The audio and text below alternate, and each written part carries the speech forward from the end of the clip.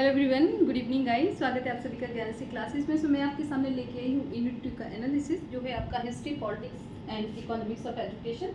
तो सबसे पहले हम देखते हैं सिलेबस क्या क्या है। तो सिलेबस को अदर यूनिट की तरह यहाँ पे 4 पार्ट में बांटा गया है। जो पहला पार्ट है वो क्वेश्चन आंसर की दृष्टि से बहुत ज़्यादा इंपॉर्टेंट है। तो पहले पार्ट में आई एडवाइज यू कि कुछ भी नहीं छोड़ना है आपको, कुछ भी, एक भी कमेटी, एक भी कमीशन ऐसा नहीं है कि जिसको आप स्किप कर दें। सबसे पहला काम आपको जो करना है कि जितने भी यहाँ पे सीरियल में दिए हुए हैं उसका सीरियल याद कर लें, और ऐसे क्या क्या क्वेश्चन बनता है वो भी हम देखेंगे। लेकिन फिलहाल ये है कि पार्ट ए पूरा का पूरा इंपॉर्टेंट है, क्योंकि ये यूनिट 4 में रिपीट होगा, ये यूनिट 10 में रिपीट होगा, इसका कुछ पार्ट करिकुलम में रिपीट होगा, इसका कुछ पार्ट पेपर 1 के हायर एजुकेशन में रिपीट होगा।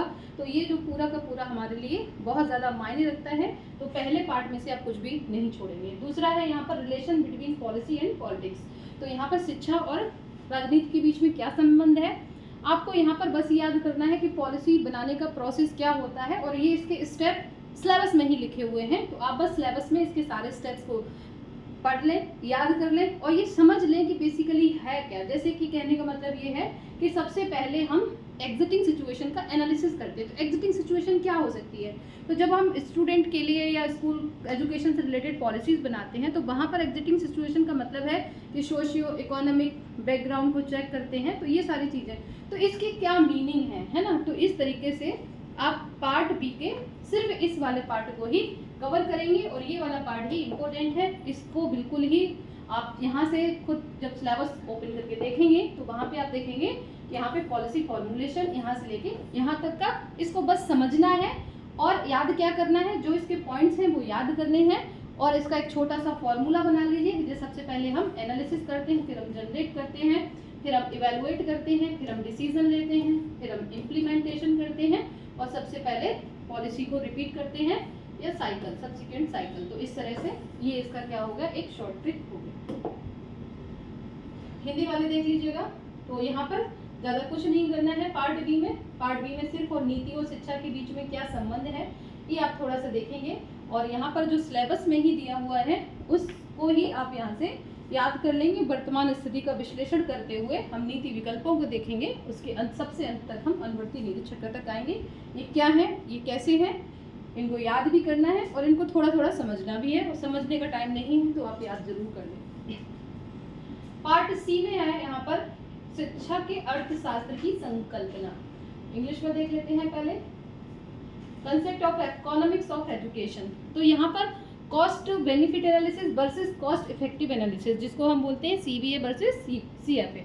इसमें क्या आता है, इसमें ज़्यादातर जो क्वेश्चन आता है CEA से या CBA से कि बेनिफिट का मतलब क्या है और एनालिसिस का मतलब क्या है। तो आपको एज अ स्टूडेंट ये पता होना चाहिए कि इनके बीच का डिफरेंस क्या है। तो सबसे पहले आप इनका डिफरेंस जान लीजिएगा कि कहाँ पे हम कॉस्ट को कंपेयर करते हैं, कहाँ पे हम टाइम ज़रूरी होता है, कहाँ पे बेनिफिट देखते हैं, कहाँ पे आउटकम फोकस करते हैं, कहाँ पे प्रोसेस फोकस करते हैं। और सबसे इम्पोर्टेंट बात है यहाँ पर कि जो इकोनॉमिक इज रिटर्न है हायर एजुकेशन के लिए, इस पर कोई क्वेश्चन नहीं आता है। सिग्नलिंग थ्योरी जो वर्सेस ह्यूमन कैपिटल थ्योरी है, इनमें से इन दोनों पे कोई ना कोई क्वेश्चन आता ही आता है। इसके अलावा यहाँ पे कोई भी इम्पोर्टेंट कंसेप्ट नहीं है।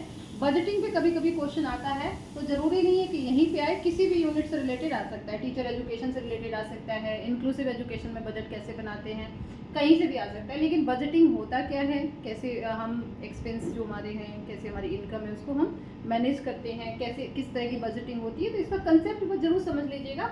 अदरवाइज जो यहाँ पर मेन टॉपिक की अगर हम बात करें तो आपको समझना होगा यहाँ पर कॉस्ट बेनिफिट एनालिसिस और कॉस्ट इफेक्टिव एनालिसिस के बीच का डिफरेंस क्या है। तो बेनिफिट बेसिकली मॉनेटरी टर्म में बात करते हैं, और इफेक्टिवनेस यानी कि प्रभाव, यानी कि जहाँ पे हम ये देखते हैं कि हमारे ऊपर इसका इफेक्ट क्या पड़ रहा है। प्लस आपका हायर एजुकेशन में 2 थ्योरी है, ह्यूमन कैपिटल थ्योरी और सिग्नल थ्योरी। इनको नहीं छोड़ना है। ये क्या है, इनके क्या करेक्टरिस्टिक है, बिल्कुल पता होने चाहिए। इसके बाद लास्ट टॉपिक है हमारा पॉलिटिक्स और एजुकेशन में क्या रिलेशन है। यहाँ पर कोई बहुत ज़्यादा क्वेश्चन नहीं आता है, अगर आएगा भी आएगा तो यहाँ पर रैशनल चॉइस से कंटिन्यूस क्वेश्चन देखने को मिल रहा है। अगर कभी लिबरल, कंजर्वेटिव और क्रिटिकल अप्रोच से क्वेश्चन आए कि पॉलिटिक्स में कौन सी अप्रोच होती है, तो आपको बस इतना याद रखना है। लिबरल का मतलब जैसे बराक ओबामा की गवर्नमेंट थी, तो वो क्या होते हैं कि रूल्स कैसे होते हैं, थोड़े से फ्लेक्सिबल होते हैं, और कंट्री में आदमी जो है यानी कि जो इंसान है उसकी इंपॉर्टेंस ज़्यादा है। दूसरी कंजर्वेटिव होती है, जिसमें ट्रेडिशनल पारंपरिक जो चीज़ें चली आ रही हैं उन्हीं को महत्व देते हैं और पर्सन इंपॉर्टेंट नहीं है, देश की वैल्यू ज़्यादा होती है। जैसे ट्रंप का जो गवर्नमेंट थी कि अमेरिका सिर्फ और अमेरिका वालों के लिए है, तो इस तरह से कंजर्वेटिव अप्रोच। क्रिटिकल अप्रोच होती है कि दोनों को मिला जुला के इसकी कुछ अच्छी बात है, कुछ इसकी अच्छी बात है। तो इस तरीके से ये हो गए गाइस इंपॉर्टेंट टॉपिक। थोड़ा सा हिंदी वालों को दिखा देते हैं, हिंदी मीडियम के बच्चों को। तो शिक्षा की अर्थशास्त्र में लागत लाभ विश्लेषण, लागत प्रभावी विश्लेषण, संकेतन का सिद्धांत और मानव पूंजी का सिद्धांत। राजनीतिक शिक्षा के बीच में यहाँ पे तर्क संगत का जो सिद्धांत है, या फिर आप थोड़ा सा प्रणाली विश्लेषण का सिद्धांत देख लें, लेकिन ज़्यादातर क्वेश्चन यहाँ पे रैशनल चॉइस से ही आ रहे हैं। तो ये सारे जो हैं वो बहुत ही इंपॉर्टेंट टॉपिक हैं पेपर 2 के यूनिट 2 के अंदर। अब हम बात करते हैं यहाँ इसके लिए आपको कौन सा मटेरियल पढ़ना चाहिए, कौन सी किताबें पढ़नी चाहिए। तो इसके लिए बेसिकली हिंदी मीडियम में रमन बिहारी लाल की बुक आती है, भारत की शैक्षिक समस्याएं करके, वो आप हिंदी मीडियम के बच्चे पढ़ सकते हैं। इंग्लिश मीडियम को कोई बुक लेने की ज़रूरत नहीं है, क्योंकि इंग्लिश मीडियम के लिए ऑनलाइन इतना अच्छा मटेरियल इसका पड़ा हुआ है, क्योंकि इंग्लिश में आप जानते हैं मटेरियल की कोई कमी नहीं है। तो इंग्लिश में आप पर्टिकुलर टॉपिक्स को ढूंढकर इंटरनेट से नोट्स बनाइए, वो नोट्स जो हैं वो अच्छे हैं और वो आपके बहुत काम में आएंगे। एक एक टॉपिक को आप पर्टिकुलर लेके यहाँ पे नोट्स बना सकते हैं। अब सबसे इम्पोर्टेंट बात करती हूँ मैं आपके साथ कि इस पूरी यूनिट को पढ़ने की हमारे लिए बेस्ट स्ट्रेटजी क्या होनी चाहिए। तो बेस्ट स्ट्रेटजी बनाने के लिए आपको थोड़े से प्रीवियस ईयर के क्वेश्चंस देख लेने चाहिए कि 2019 से लेके 2020 तक किस तरह के क्वेश्चन पूछे जा रहे हैं, क्वेश्चन पूछने का पैटर्न क्या है। तो आप अपना जो नोट्स बनाइएगा उसमें इस बात पे विशेष ध्यान दीजिएगा कि क्वेश्चन पर्टिकुलर किस पॉइंट से आ रहे हैं। तो मैं आपको थोड़े से क्वेश्चन आंसर दिखाती हूँ यहाँ पर, कि जैसे कि इस बात को यहाँ पर किसने बताया था कि स्कूल बैग का बोझ कम होना चाहिए, reduce the burden of school bag. तो अब यहाँ पे लिखा हुआ है यशपाल कमेटी, आंसर है इसका। लेकिन आपको ये भी पता होना चाहिए कि नेशनल कमीशन फॉर वुमेन कब बना है, राममूर्ति कमेटी कब बनी हुई है, नेशनल एजुकेशन पॉलिसी 1986 का मेन क्या था कि ओवरऑल एजुकेशन को इन्होंने देखा था। तो इनके बारे में एक एक लाइन आपको जरूर पता होनी चाहिए जो इसके ऑप्शन है। अगला क्वेश्चन देखते हैं यहाँ पर, कैपिटल ह्यूमन कैपिटल थ्योरी क्या है और ह्यूमन कैपिटल थ्योरी में कौन कौन सी चीज़ें आएंगी। क्योंकि आप देखेंगे कि एनडीए का जो पैटर्न है वो ज़्यादातर जो क्वेश्चन आते हैं ABCDEFGHI तक ऑप्शन आपको देखने को मिल सकते हैं। तो इस तरह के यहाँ पर पॉइंट्स में क्वेश्चन आते हैं, तो आपको पूरी थ्योरी जब पता होगी तभी आप इसको करेंगे।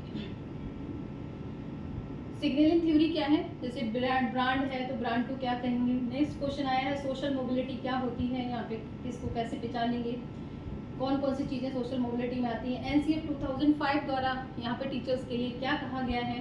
तो आपको जो भी कमेटी कमीशन पढ़ने हैं वो इस तरीके से ज़रूर पढ़ लेने हैं। वैसे तो आप बेसिक पढ़िएगा, लेकिन इस तरह से ज़रूर पढ़िएगा कि उनका कंट्रीब्यूशन टीचर एजुकेशन के अंदर स्पेशली क्या है। नेक्स्ट क्वेश्चन देखिएगा यहाँ पर कि बजट बनाते समय हमें कौन कौन से बिंदुओं को अनिवार्य ज़रूरत पड़ती ही पड़ती है। तो बजट का कंसेप्ट क्या है कि इनकम और एक्सपेंडिचर को। तो इस तरीके के कुछ क्वेश्चंस को आप सीधा डायरेक्ट यहाँ पर क्वेश्चन पेपर से भी कवर कर सकते हैं। नेक्स्ट है बजट के आवश्यक घटक क्या है। तो हमेशा ध्यान रखिए दो मेन कंपोनेंट होते हैं, इनकम और एक्सपेंडिचर, और इसी के लेखे जोखे को हम बजटिंग कहते हैं।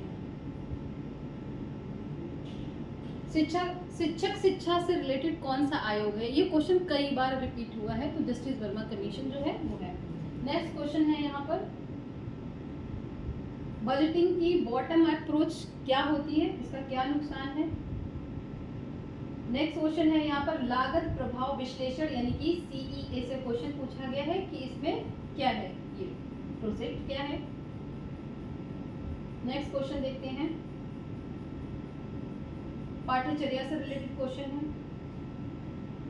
नेक्स्ट क्वेश्चन है यहाँ पर राजनीति के प्रभाव प्रति कौन सा जो पाठ्यक्रम है वो अधिक संवेदनशील होगा। तो स्कूली पाठ्यक्रम होता है।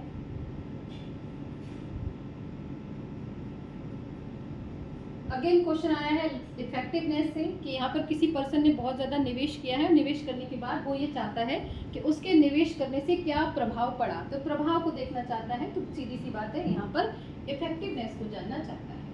ये सारे क्वेश्चन 2023 के आए हुए हैं। नेक्स्ट है इनमें से कि बजटिंग का इसमें से कौन सा ऑप्शन नहीं आएगा। टाइप से पूछा गया है, तो बजटिंग के टाइप क्या है, बजट होता क्या है, और बजटिंग का बेसिकली कितनी अप्रोच चलती है। तो एक टॉप से डाउन अप्रोच चलती है, एक डाउन से टॉप अप्रोच चलती है। तो दोनों के क्या फ़ायदे हैं, क्या नुकसान है। एनसीएफ 2009 किसके द्वारा तैयार किया गया था?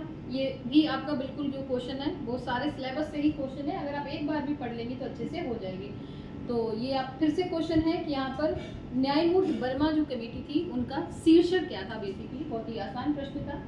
तो विजन क्या था? Vision for teacher education in India, ये जस्टिस वर्मा कमेटी का था। एमएड को 2 ईयर्स का कब किया गया? 2014 में किया गया था। एनसीटीएफ 2009 किसके द्वारा प्रिपेयर किया गया? तो ये क्वेश्चन आप देखेंगे कई बार रिपीट यहाँ पे हुआ है। ज्ञान आयोग के बारे में कि ज्ञान आयोग क्या था, इसकी बेसिकली क्या विजन था। अरेंज द फॉलोइंग, ये वाला जो क्वेश्चन है वो हर बार एक न एक क्वेश्चन आएगा कि आपको ये सारे जो कमेटी कमीशन है वो अरेंज करने हैं। अब इसमें कुछ आपको पता होंगे, कुछ नहीं पता होंगे, पर जहाँ तक मेरा मानना है चाहे कैसा भी क्वेश्चन आए, अगर आपको जितने सिलेबस में है उतने याद हैं तो आपको ये अरेंज हो ही जाएगा। इसके अलावा ये जो पीडीएफ है इसके सारे क्वेश्चन को डिटेल में मैं करा चुकी हूँ, आप मेरा वीडियो देख सकते हैं। इसके अलावा आपके ये सारे क्वेश्चंस के पीडीएफ भी मैंने प्रोवाइड किए हुए हैं, टेलीग्राम पे भी प्रोवाइड किया है और सभी ग्रुप्स में किया हुआ है। सो आई होप कि आपने ये वाला सेशन कंप्लीट कर लिया होगा। इसके बाद हम मिलते हैं यूनिट 3 के डिटेल एनालिसिस के साथ। So thank you so much and wish you all the best.